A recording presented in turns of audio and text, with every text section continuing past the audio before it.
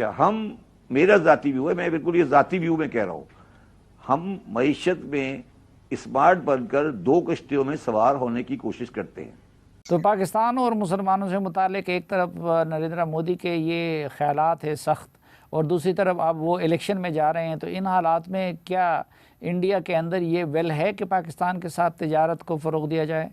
کون سا ہے, یا آپ کی تعریف کی جائے یا آپ کی صلاحیتوں کو مانا جائے کہ ہاں جی پاکستان کی فوج جو ہے وہ ٹف ٹائم دے سکتی ہے, تو یقیناً اس پہ نہ صرف یہ کہ ہمارے فوجی بھائی لوگ خوش ہو رہے ہوں گے, لیکن جتنا کیا اتنا کافی نہیں. آئی ایم ایف نے ڈو مور کے مطالبے بڑھا دیے. وزارت خزانہ نے ساری ڈیمانڈ پوری کرنے کا وعدہ کر لیا. مذاکرات کے آخری روز سٹاف لیول معاہدے طے پانے کا امکان ہے. یہ کہ بہت سارے پاکستانی بھی ایسے ہیں جن کو یہ بات سن کے بہت اچھا لگا. جی ہاں, جنرل انل چوہان صاحب جو ہیں انہوں نے یہ بات کی ہے.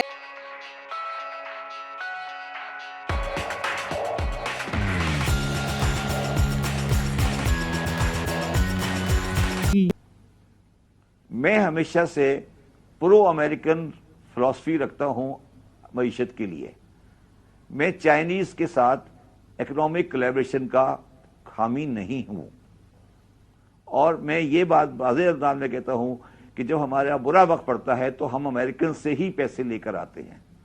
ٹھیک ہے, تو اگر امریکنز کے ساتھ ہمارے تعلقات اکنامک ٹائز پر بہتر ہونے جا رہے ہیں, جس کی انڈیکیشن کل محمد بن سلمان کے ایک گریٹنگ سے تھوڑی بہت ہوئی ہے, اور آئی ایم ایف کی کنڈیشنلٹیز بھی آپ دیکھیں گی بہتر ہوں گی, اور سی پیک کو ہم پارٹلی پیک کریں گے, تو میں پاکستان میں اگلے 5 سال بہتر دیکھ رہا ہوں. اور اس میں ایک چیز جو شاید آپ کو اچھی لگے یا نہیں لگے, وہ یہ ہے کہ ہمیں اس چیز کے کرنے کی قیمت یہ ہوگی کہ ہمیں اپنے تعلقات انڈیا سے بہتر کرنے ہوں گے. سو جسٹ لاسٹ کوسچن شبر صاحب, پھر وہ گیم چینجر سی پیک کی بات کدھر جائے گی؟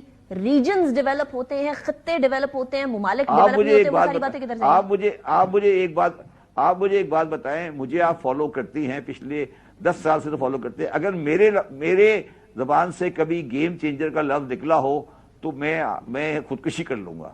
اور میں نے ہمیشہ یہ کہا کہ یہ گیم چینجر یہ لال بتی قوم کو نہیں دکھائیں. میں سی پیک کے خلاف نہیں ہوں, مگر میں سی پیک کی اکنامک وائبلٹی کے اوپر کنونس نہیں ہوں.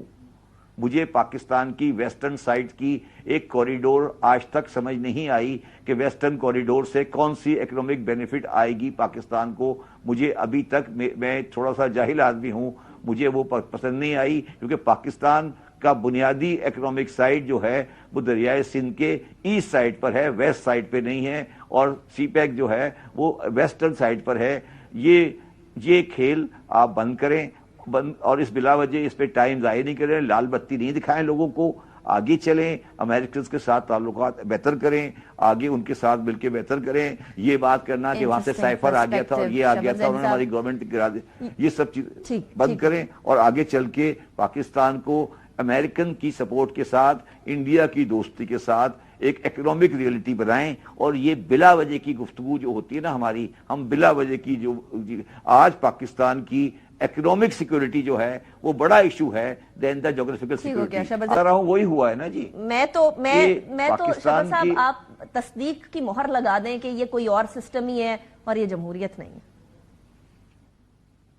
جب میں مجھے کوئی جمہوریت سے لو افیئر نہیں ہے میرا کوئی. میں صرف یہ کہہ رہا ہوں مجھے کوئی لفظ جمہوریت نہیں چاہیے. اسمبلی چلے, اچھا ایک دوسرے کے اوپر پتھر مارتے رہے, گالی گلوچ کرتے رہے, بیٹھے رہے, مگر اب جو مجھے نظام نظر آ رہا ہے اس کے نظام کے اندر فائنینس میں اب کوئی انٹرونشن ان سیاسی پارٹیوں کی نہیں ہے. یہ میں آپ کو بڑی کلیئرلی کہہ رہا ہوں. اورنگزیب صاحب, میں نے کل بھی ایک پروگرام میں کہا تھا, پرسوں بھی کہا تھا, کہ اگر میں تو یہاں تک کہتا ہوں اگر کوئی ان ہاؤس چینج آیا یا کوئی پولیٹیکل چینج آیا پھر بھی وزیر خزانہ محمد اورنگزیب ہی رہیں گے.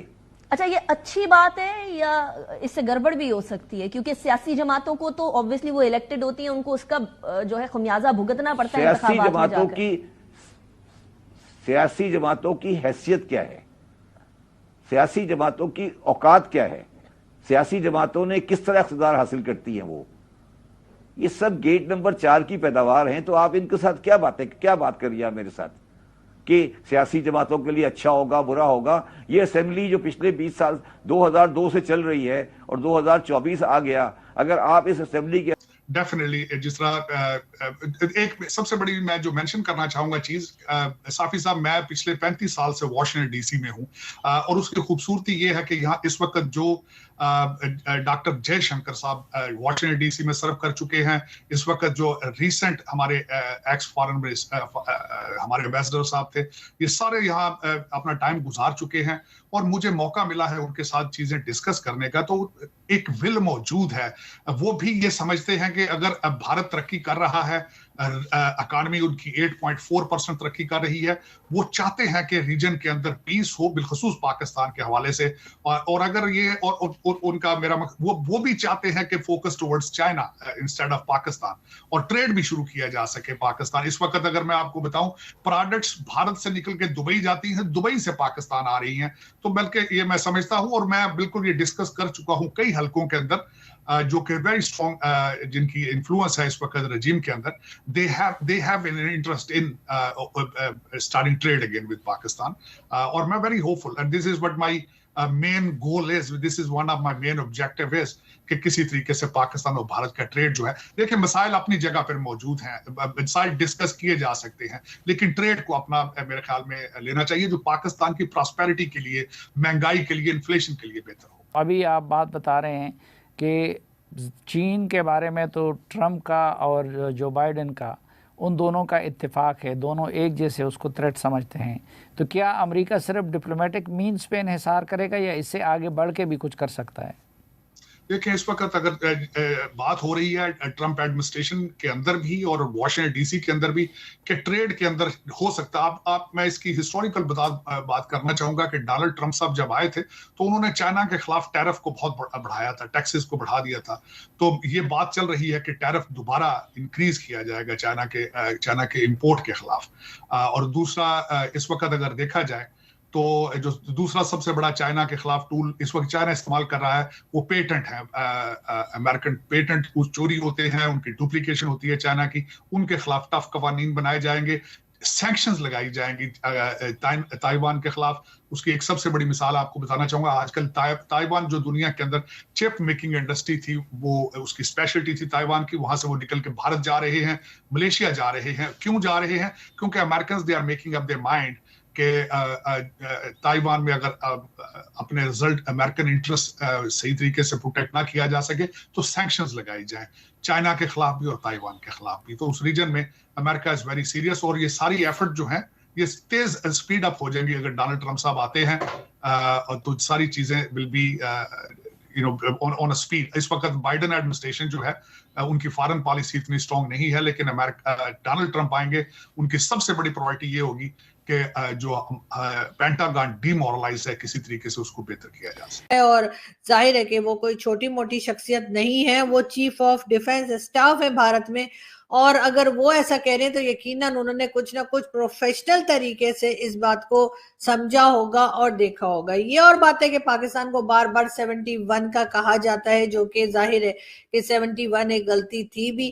71 کی وار ہی میں تو سمجھتی ہوں نہیں ہونی چاہیے تھی, اور اس کے بعد کارگل وار بھی نہیں ہونی چاہیے تھی, اور کئی دوسری مسٹیکس جو کی ہیں پاکستان کی آرمی نے یا پاکستان کی ایجنسیز نے, وہ سب کے سامنے ہے. جو بزنسز چلا کرتے ہیں اس کے بارے میں بھی ہم نے کئی بار بات کی ہے, لیکن بہرحال بھارت کی طرف سے یہ بات کہنا ہے کہ یہ بات صرف جنرل انل چوہان صاحب نے نہیں کہی ہے, ہمارے اور کئی دوسرے دوست اور ساتھی اور پینلسٹ جو فوج سے تعلق رکھتے ہیں اور وہ ہمارے شوز میں آتے رہے ہیں.